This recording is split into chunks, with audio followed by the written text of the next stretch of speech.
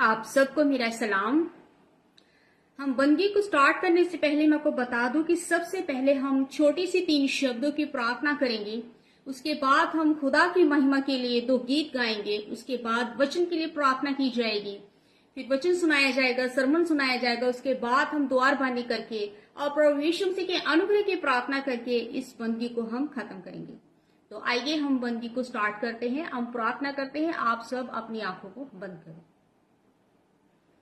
खुदा बाप, खुदा बेटे, खुदा पाकरू के नाम में आमीन। आइए हम खुदा की महिमा के लिए गीत गाएंगे।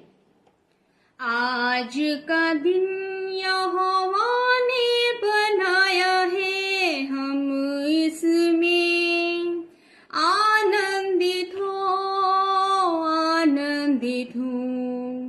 आज का दिन यहोवा ने बनाया है, हम इसमें आनंदित हो। प्रभु को महिमा मिले, चाहे हो मेरा अपमान। प्रभु को महिमा मिले, चाहे हो मेरा अपमान। वो बढ़े मैं घटूं, रहे उसी का ध्यान। वो बढ़े मैं घटूं, रहे उसी का ध्यान। क्योंकि आज का दिन यहोवा ने बनाया है, हम इसमें आनंदित हो। स्तुति प्रशंसा करे, क्यों ना कुछ होता रहे। स्तुति प्रशंसा करे, क्यों ना कुछ होता रहे। उसको हम भाते रहे, चाहे जहां भी रहे। उसको हम भाते रहे, चाहे जहां भी रहे। क्योंकि आज का दिन यहोवा ने बनाया है, हम इसमें आनंदित हो। आता हूँ तेरे पास, मुझको है तुझसे आस। आता हूँ तेरे पास, मुझको है तुझसे आस। मुझको कबूल कर ले, पापों से शुद्ध कर दे। मुझको कबूल कर ले, पापों से शुद्ध कर दे। क्योंकि आज का दिन यहोवा ने बनाया है, हम इसमें आनंदित हो।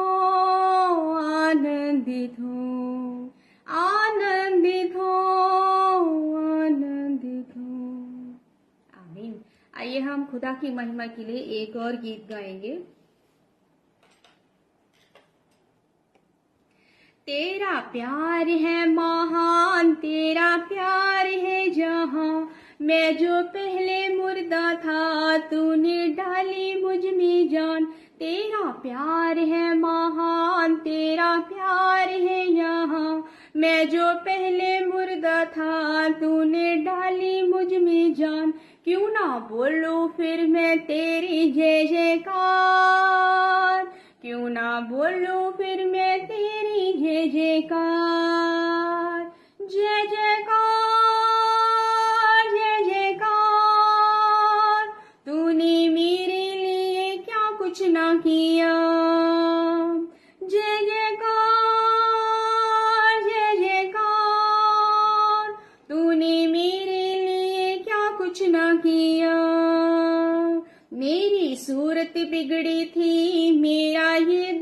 था खाली, तूने सींचा लहू से ताकि आए हरियाली। मेरी सूरत बिगड़ी थी, मेरा ये दिल था खाली, तूने सींचा लहू से ताकि आए हरियाली। क्यों ना बोलूं फिर मैं तेरी जय जयकार, क्यों ना बोलूं फिर मैं तेरी जय जयकार।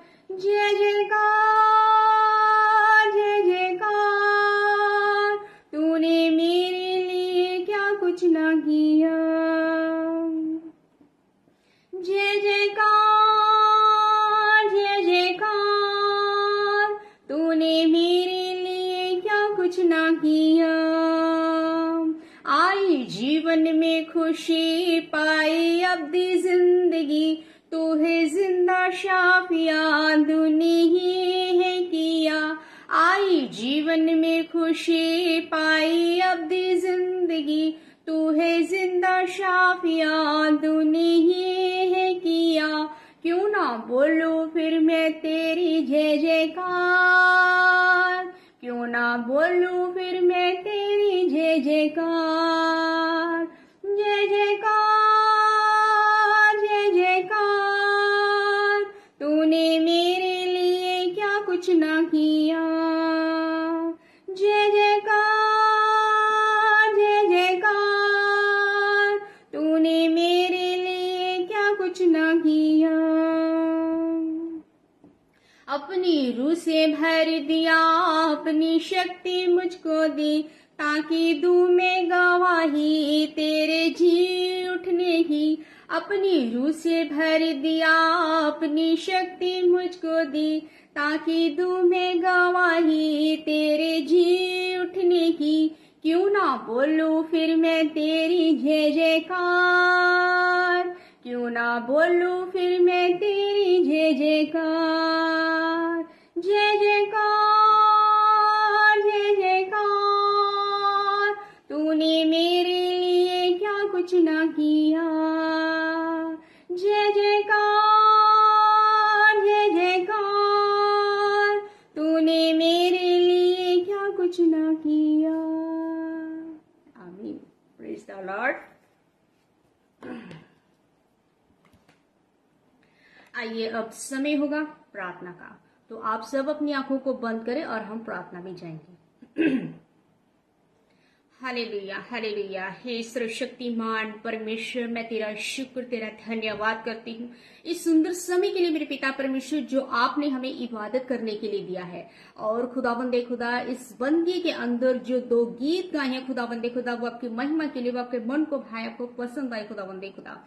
और आपके वचन में भी लिखा है, यहाँ 2 या 3 मेरे नाम से इकट्ठे होते हैं, वहां पर मैं मौजूद होता हूँ। और मैं खुदाबंदे खुदा आपकी प्रेजेंस को इस बंदी के अंदर फील कर रही हूँ खुदाबंदे खुदा। और आपकी प्रेजेंस के लिए मैं आपका बहुत बहुत धन्यवाद करती हूँ। और ही मेरे खुदाबंदे खुदा है, मेरे सर्वशक्तिमान परमेश्वर, तूने मुझे दूसरों को वचन बांटने के लिए चुना है। इसलिए वचन बोलने वाली मैं नहीं, बल्कि मेरी जुबान पे तेरा पाक रूह हो, और वचन सुनने वालों की जिंदगी में ये वचन 100 गुना फल लेकर आए और आशीष में हो। बंदगी के आगे के समय को मैं आपके हाथों में सौंपती हूँ, और ये मैं सारी दुआ अपने मुझे उद्धार करता मसीह यीशु के नाम से मांगती हूँ। आमीन। आइए अब समय होगा बाइबल को ओपन करने का, तो आप सब अपनी अपनी बाइबल को ओपन करें। बाइबल में से जो हिस्सा लिया गया है वो है व्यवस्था विवरण की किताब, उसका 1 अध्याय, उसकी 26 आयत से लेके 28 आयत तक। ये पुराने नियम में बाइबल की स्टार्टिंग में इसका पेज नंबर है 214। व्यवस्था विवरण की किताब पुराने नियम में है, ये 214 पेज नंबर है। और व्यवस्था विवरण की किताब उसका 1 अध्याय, उसकी 26 आयत से लेकर 28 आयत तक हम पढ़ेंगे। तो भी तुमने वहां जाने से मना किया, किंतु अपने परमेश्वर यहोवा की आज्ञा के विरुद्ध होकर अपने अपने डेरे में ये कहकर कुड़कुड़ाने लगे, यहोवा हमसे वैर रखता है, इस कारण हमको मिस्र देश से निकाल ले आया है कि हमको एमोरियों के वश में करके हमारा सत्यानाश कर डाले। हम किधर जाएं? हमारे भाइयों ने ये कह के हमारे मन को कच्चा कर दिया कि वहां के लोग हमसे बड़े और लंबे हैं और वहां के नगर बड़े बड़े हैं और उनकी शहर पनाह आकाश से बातें करती है और हमने वहां अनाक वंशों को भी देखा है। आमीन। परमेश्वर का वचन पढ़े और सुने जाने पर आशीष हो। आमीन। इस वचन के अंदर हम देखते हैं कि परमेश्वर ने जो इजरायली लोग थे, जो जंगल में थे, उन इजरायली लोगों को परमेश्वर ने कनान देश में ले जाने का उनको वादा किया था। और परमेश्वर ने कहा था मूसा से कि जाकर नीचे पहाड़ पर उतरकर नीचे जाकर इजरायलियों को कहो कि जाके कनान देश का भेद लेने को तुम 12 गोत्रों में से एक एक पुरुष को, यानी कि 12 लोगों को वहां भेद लेने के लिए भेजो। और जब वो भेद लेने गए तो वहां उन्होंने उन 12 लोगों ने देखा कि वहां के जो लोग हैं कनान देश के, वो बहुत ऊंचे लंबे और इनसे कहीं ज्यादा वो ताकतवर थे। और जब वापस आए तो ये बहुत ही ज्यादा हड़बड़ा गए, घबरा गए और आकर अपने पूरी इजराइल कौम को ये कहने लगे, मूसा को भी कहने लगे कि हमें तो परमेश्वर ने वहां मरने के लिए भेजा है। हमारा क्या सत्यानाश परमेश्वर करना चाहते हैं कि हमें कनान देश में भेज रहे हैं। कनान देश में तो बहुत ज्यादा लंबे लंबे चौड़े ऐसे जो ताकतवर अनाक वंशी लोग हैं वहां हैं, हम तो उनके आगे कुछ ही नहीं है, हमको तो वो मार डालेंगे। ऐसा सोच रहे थे। ऐसा उन लोगों ने कहा, मूसा के ऊपर बुड़बुड़ाने लगे। मूसा के ऊपर बुड़बुड़ाने का मतलब था कि वो परमेश्वर के ऊपर भी बुड़बुड़ा रहे थे। तो परमेश्वर मूसा से कहते, मैंने इसका बुड़बुड़ाना सुना है और इसलिए जे मुझ पर बुड़बुड़ाए, इसके कारण ये 12 में से जो 2 लोग थे, यहोशू, नून का पुत्र यहोशू और कालेब, ये 2 ऐसे पुरुष थे जो विश्वास करते थे कि परमेश्वर ने हमें कनान देश देना है, वो बहुत अमीर देश है और परमेश्वर हमारे साथ है तो हमें कुछ नहीं हुआ।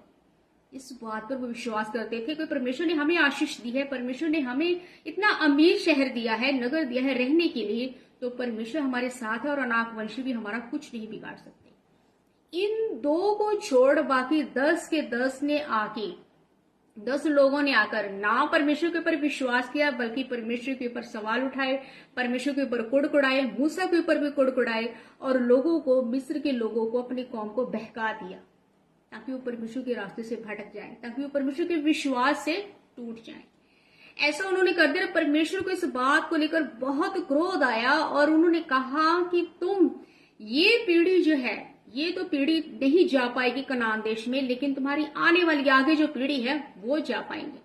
यानी कि परमेश्वर ने उनको जो आशीष मिलने वाली थी वो आशीष उनसे छीन ली और कहा, वापस ले लिया आशीष और कहा ये 2 लोग जो हैं, जो नून का पुत्र यहोशू और कालेब है, ये वहां जाएंगे, कनान देश में रहेंगे और वहां के इनकी पीढ़ी भी वहां रहेगी, पीढ़ी की पीढ़ी वहां राज करेगी और आराम से रहेंगे। परमेश्वर इनको सुख देना चाहते, इनको आशीष दी। क्यों? क्योंकि वो 2 लोग परमेश्वर के ऊपर भरोसा करते थे। परमेश्वर के ऊपर उन्होंने सवाल नहीं उठाया, परमेश्वर के ऊपर वो बुड़बुड़ाए नहीं।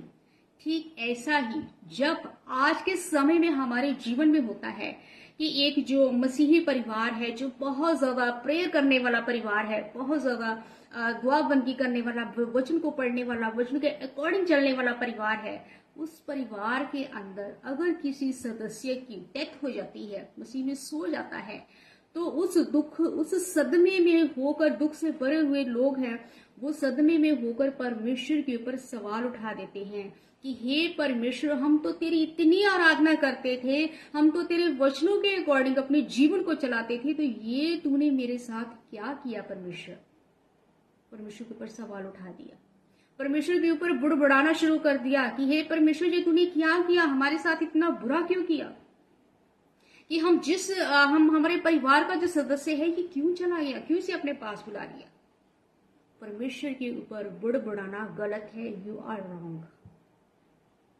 ऐसा कभी मत करें। रही बात सांसें चलने की, परमेश्वर ने इंसान की जितनी सांसें लिखी हुई हैं उससे एक सांस ना वो कम लेगा ना वो ज्यादा लेगा।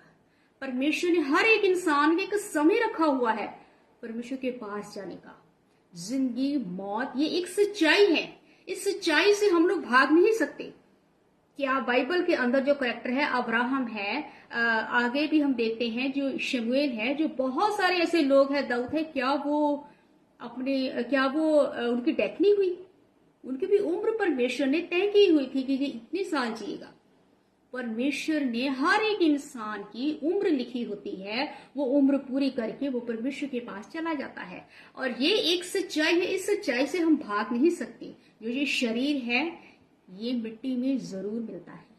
परमेश्वर की हम किस बात को लेकर इतना बहस करते हैं परमेश्वर के ऊपर? हमारा अपना है क्या? ये शरीर भी परमेश्वर का ही बनाया हुआ है, ये परमेश्वर का ही शरीर है, परमेश्वर की ही दी हुई सांसें हैं, परमेश्वर के ही दिए हुए प्राण है, ये परमेश्वर का ही है। परमेश्वर जब चाहे तब ले सकते हैं, उनका है, हमारा नहीं है,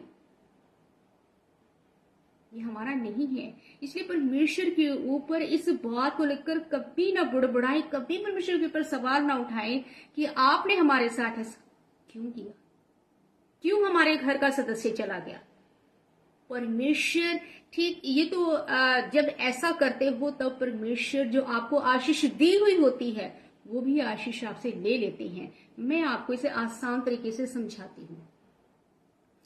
जब एक संसारिक पिता होता है, मैं इस संसार में रहने वाले पिता की बात करती हूँ, जब वो पिता अपने बेटे को बाइक लेकर देता है प्लेटिना, और जब वो लेकर देता है तो बेटा आकर अपने पिता से कहता है ये क्यों लेके दिया, मुझे ये नहीं लेना था, ये तो बुलेट लेना था, मैं नहीं ये लूंगा।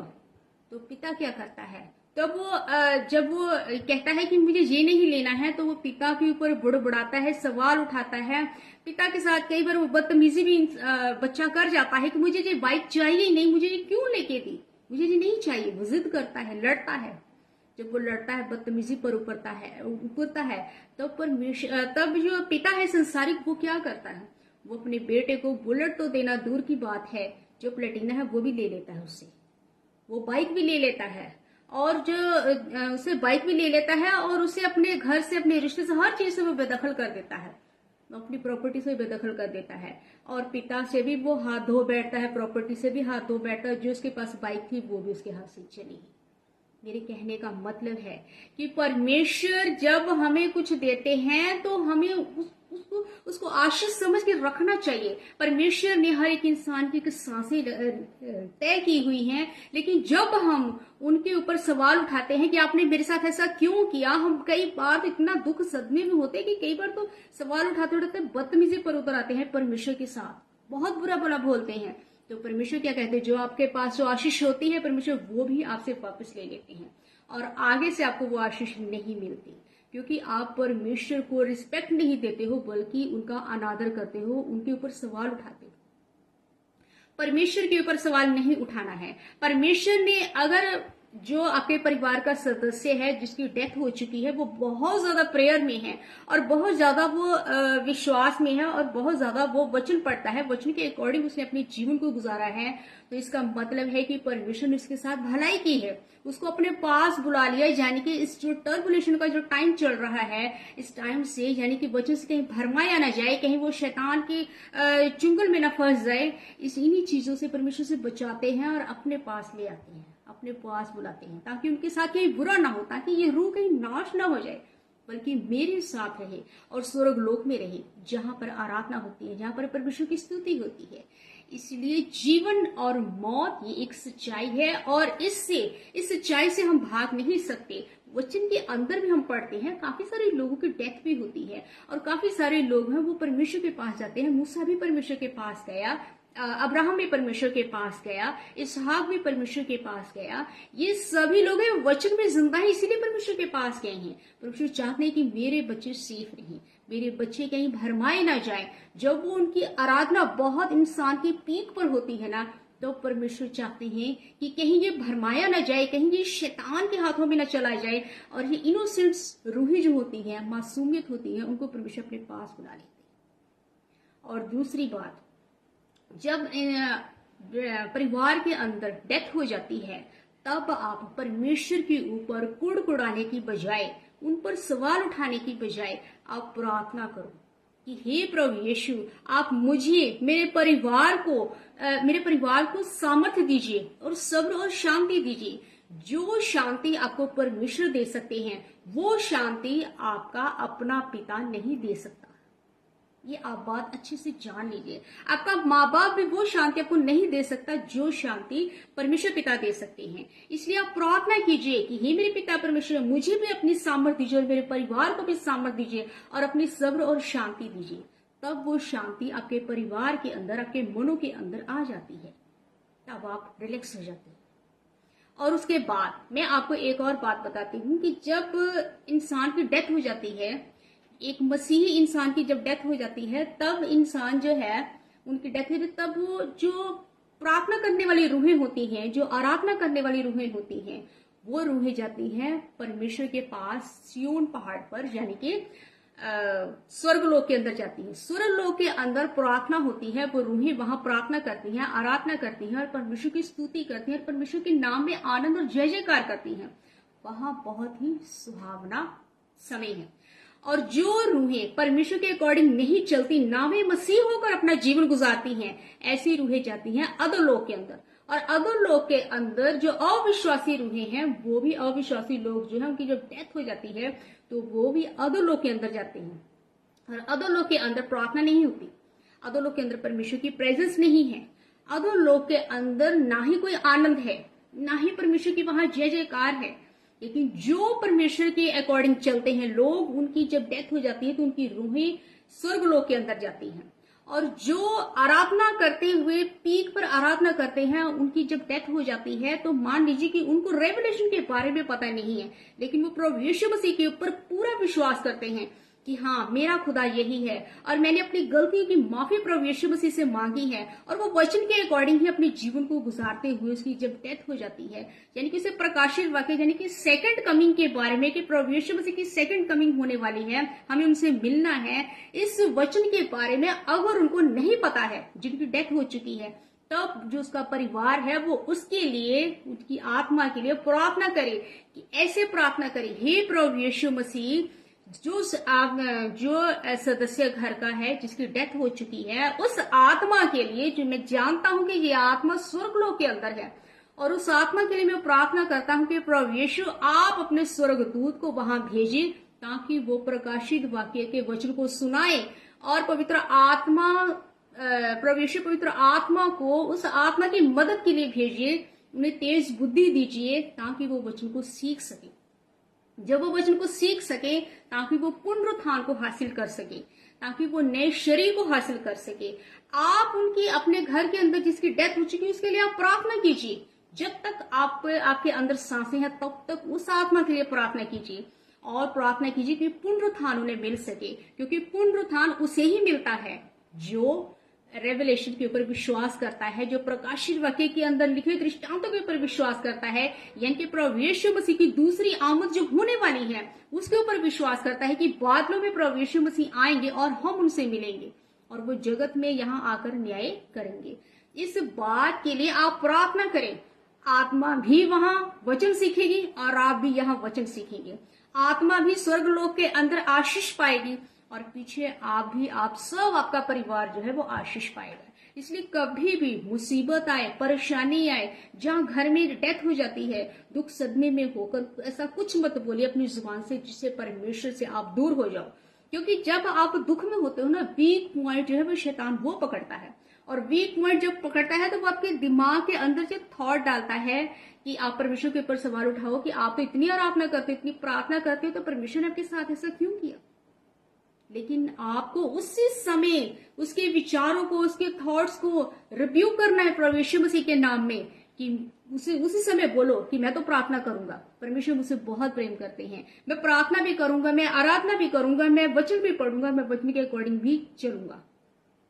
तो वो तुरंत वहां से भाग जाएगा। यीशु के नाम से उसे भगाओ और उसको अपने अंदर, अपने जहन में काम मत करने दो, उसे अपने अंदर काम मत करने दो, बल्कि उसको भगाओ वहां से। और परमेश्वर की आराधना करना कभी नहीं छोड़ना है और ना ही परमेश्वर के ऊपर सवाल उठाना है। अक्सर मैंने देखा है काफी सारे घरों में जब हम जाते हैं तो वहां किसी की डेथ हो जाती है ना, तो अक्सर लोग परमेश्वर के ऊपर बहुत बुड़बुड़ाते हैं, ये तुमने क्या किया।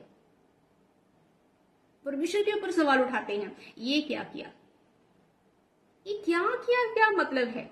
ये परमेश्वर ने हर एक इंसान की एक लिमिट, उम्र की लिमिट ठहराई हुई है 120 साल, और उस लिमिट के अंदर ही इंसान अपनी उम्र को भुगता है।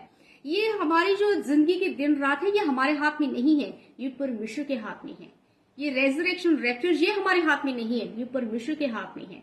हमें अपने शरीर के अंदर रहते हुए परमेश्वर की आराधना करनी है, परमेश्वर के अकॉर्डिंग चलना है, परमेश्वर के वचनों के अनुसार अपनी जिंदगी को गुजारना है। परमेश्वर के वचनों को नकारना नहीं है। परमेश्वर अपनी बारगाही से हमें निकाल ना दे कहीं, अगर हम ऐसे बुड़बुड़ाते रहे, ऐसे परमेश्वर के ऊपर सवाल उठाते रहे, तो वो हमें अपनी बारगाही से परमेश्वर हमें निकाल देंगे, यानी कि परमेश्वर के राज्य से, सूर्य के राज्य में से हमें निकाल देंगे। और फिर हम दरवाजा पे खटखटाएंगे, तब भी वो हमें अंदर नहीं आने देंगे। तब भी परमेश्वर कहेंगे फिर मैं तुम्हें नहीं जानता, तुम कौन हो। क्योंकि जिससे हम प्रेम करते हैं उसके ऊपर सवाल नहीं उठाते।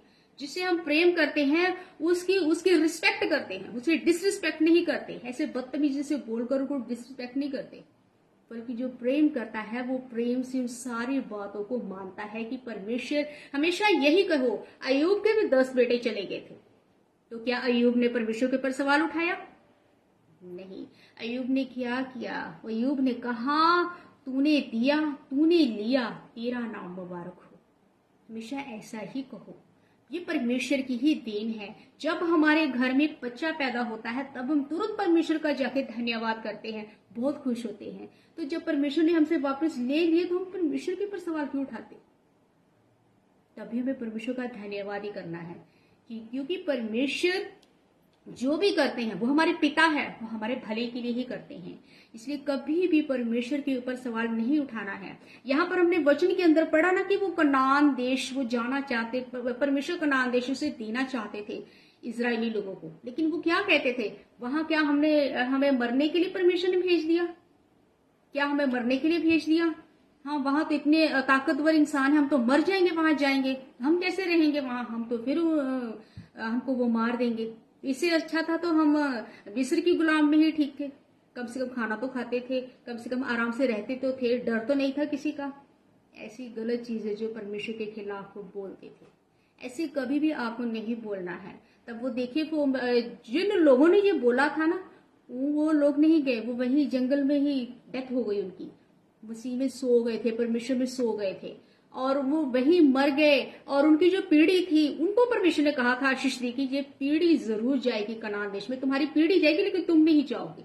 परमेश्वर ने उन लोगों से आशीष वापस ले ली, उनको बल्कि आशीष दी थी परमेश्वर ने कि तुम्हें मैं कनान देश दूंगा।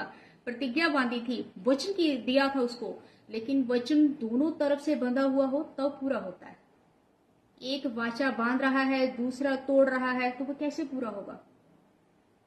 परमेश्वर वाचा बांध रहे हैं और जो मिस्र लोग हैं वो वाचे को तोड़ रहे हैं, तो कैसे उनको कनान देश मिलता? कैसे उनको वो आशीष मिलती?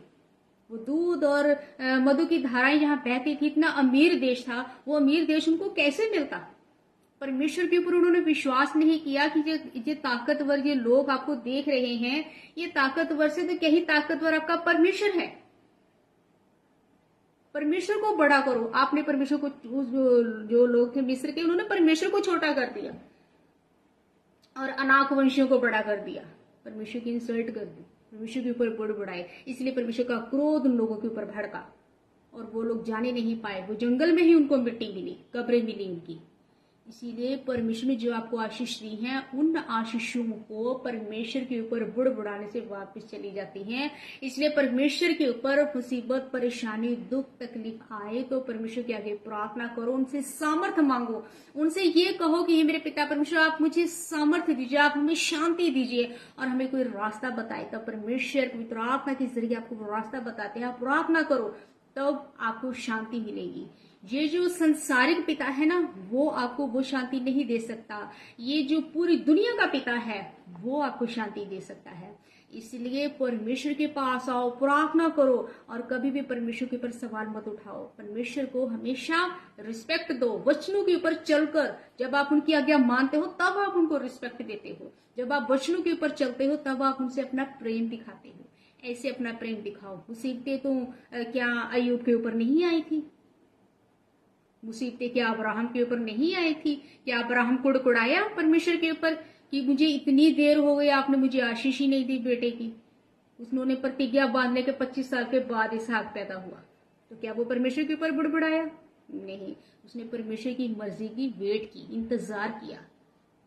परमेश्वर के ऊपर बुड़बुड़ाना नहीं है। परमेश्वर के क्रोध को अपने ऊपर भड़कने का अवसर मत दो, बल्कि अपनी परमेश्वर से सामर्थ्य मांगे और परमेश्वर के वचनों के अनुसार अपने जीवन को चलाएं और धैर्य रखें। कभी भी घबराए नहीं। परमेश्वर के पास धैर्य है, शांति है, और प्रार्थना करके अपने लिए और अपने परिवार के लिए शांति मांगे। वो शांति परमेश्वर ही आपको दे सकते हैं। इन वचनों के द्वारा आप सबको बहुतायत से आशीष और बरकत मिले। आमीन। God bless you. किसी ने अगर बाइबल के बारे में कुछ वचन पूछना हो, वचन के बारे में, तो आप कमेंट के रूप में लिख सकते हो, और नेक्स्ट जब मैं सैटरडे लाइव होंगी तो मैं आपके जो वचन जो आपने पूछा है उसका मैं जरूर जवाब दूंगी और आपको समझाऊंगी वचन के बारे में। और अगर किसी ने प्रेयर करवानी है तो आप कमेंट में ही लिख दीजिए कि किस कारण प्रेयर करवानी है, तो मैं और मेरे बच्चे हम जरूर आपके लिए प्रेयर करेंगे। और आइए हम दुआरबाजी करते हैं। आप सब अपनी अपनी आंखों को बंद करें।